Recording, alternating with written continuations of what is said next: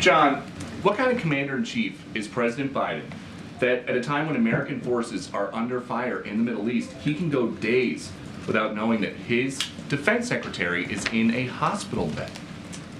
Peter, there's a lot to your question, so I want you to bear with me for just a second. First of all, at no time was the ability for the United States military to defend our national security interests compromised. At no time was the commander-in-chief not always in command and control of our military forces around the world. And over the course of those days, we did take military action that he approved, taking out a senior militia commander in Iraq with what we call a dynamic strike, a strike that he had approved many days before, for which the theater commander had full permission to execute. We did shoot down drones and missiles in the Red Sea, our ships at sea, because he made sure they had the existing authorities and the capabilities and the training to do that.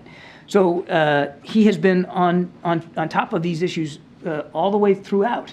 Now, look, what your question kind of gets to is, and I've seen some of the sniping out there, you know, how effective can the process be if the secretary can be gone and we don't know about it? I think what you need to understand, and what I hope people will understand, is that the national security decision-making process does not require, in fact, should not require, cabinet-level officials being the sole people in the room making decisions on any given day. You staff these things from the middle up, and then the cabinet officials, whether it's Secretary Blinken or Secretary Austin, come together as appropriate to make the key decisions, which happened. It happened on the 1st of January. If you'll bear with me, because I think your question really gets to a bigger issue, and I'd like to just, if I could, with Kareem's permission, I just want to walk you through a little bit of timeline here, because I think it's important context.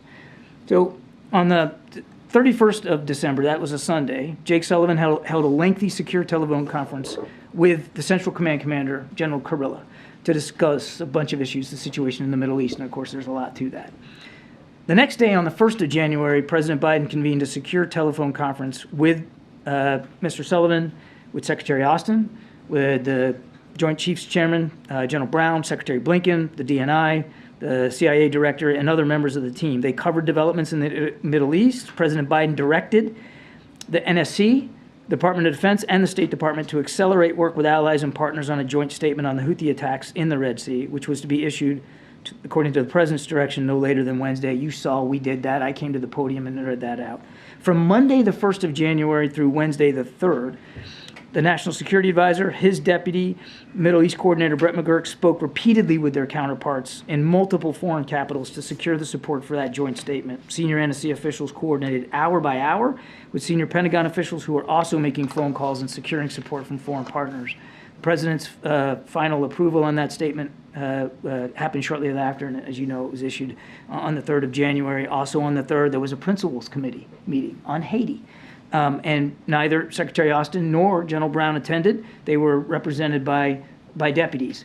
That is not uncommon, that at a principals committee meeting, for whatever reason, a principal may not be able to attend.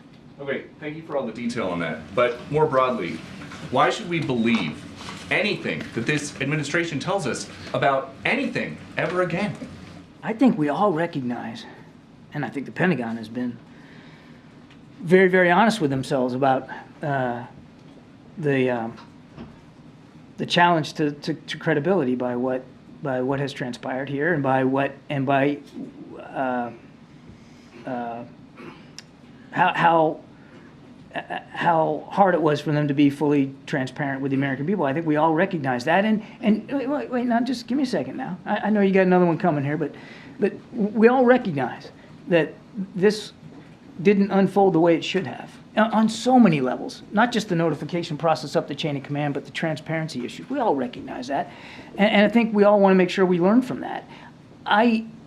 It's up to you and your colleagues, and it's up to the American people to determine, you know, how much they're going to ascribe what happened here to our credibility on every single issue. But in every way, Secretary Austin has been an exceptional defense secretary, and he still has the full faith and confidence of the commander-in-chief.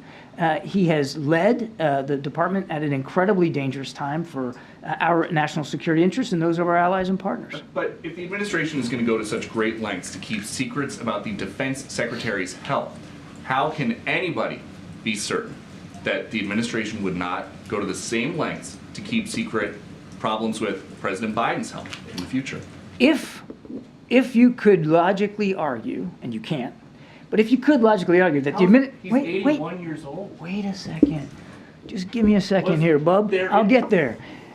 If the administration made some sort of Machiavellian effort across the board to keep this from getting public, then I think your question has merit and certainly is a fair one. I don't think it's a fair one because that's not what happened here, Peter.